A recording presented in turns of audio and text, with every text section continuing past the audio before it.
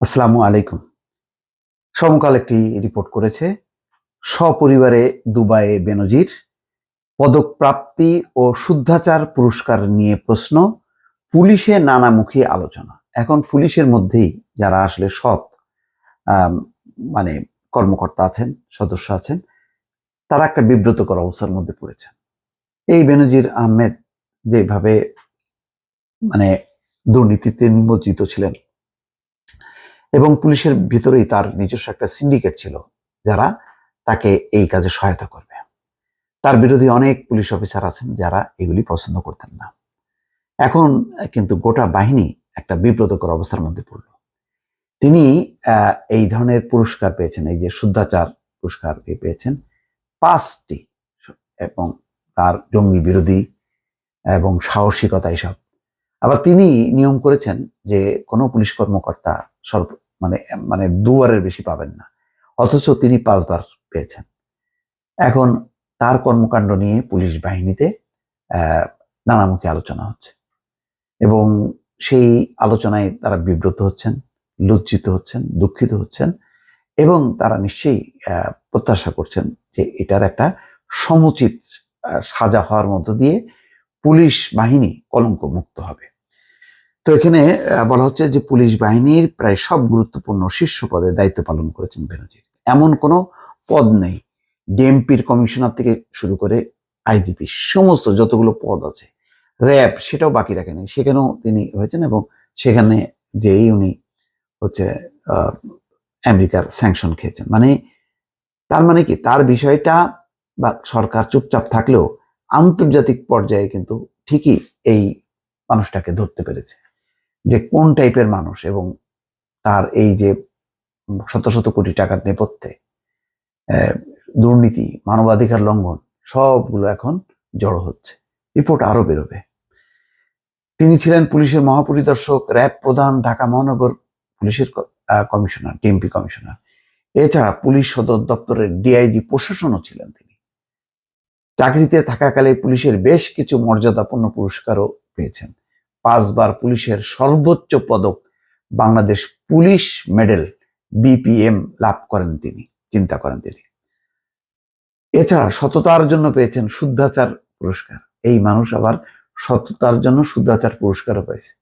তার বক্তৃতা এখন সোশ্যাল মিডিয়াতে প্রচার হইলে হাসাহাসি করে। তিনি পুলিশ সদস্যদেরকে বলছেন যে দুর্নীতি মুক্ত থাকতে হবে আর কি, এবং দুর্নীতির বিরুদ্ধে কঠোর অবস্থান থাকতে হবে। অথচ সেই বেনজির ও তার পরিবারের সদস্যদের নামে এখন কোটি কোটি টাকার সম্পত্তির খোঁজ পাওয়া যাচ্ছে। এরই মধ্যে দুর্নীতির অভিযোগে তদন্তের জন্য বেনজির ও তার পরিবারের সদস্যদের সম্পদ জব্দের আদেশ দিয়েছে আদালত। এখন প্রশ্ন উঠছে, পুলিশ প্রশাসনের ক্ষমতার শীর্ষে থাকার সময় কোটি কোটি টাকার সম্পদ অর্জন করলেও কেন বেনজিরকে এত পদক দেওয়া হলো?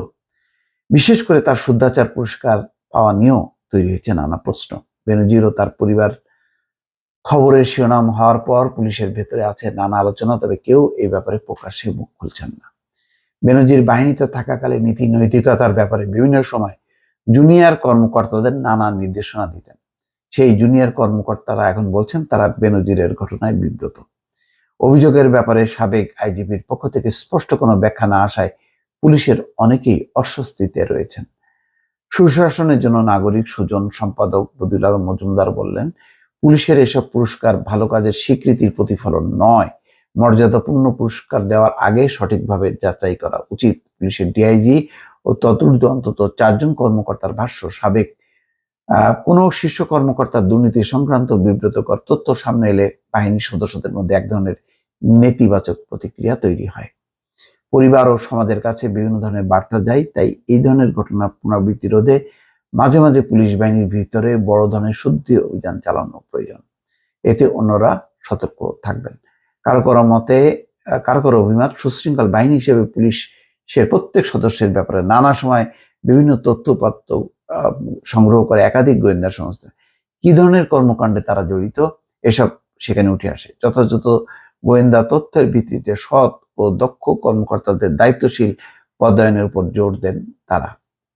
তো এই হলো অবস্থা। উনি 2011, 12, 14, 16, 19 সালে সাহসী ভূমিকা, জঙ্গিবাদ বিরোধী অভিযান, রাজনৈতিক সহিংসতা প্রতিরোধ এবং একাদশ জাতীয় সংসদ নির্বাচনে অবদানের জন্য বিপিএম পুরস্কার পান বেনজির।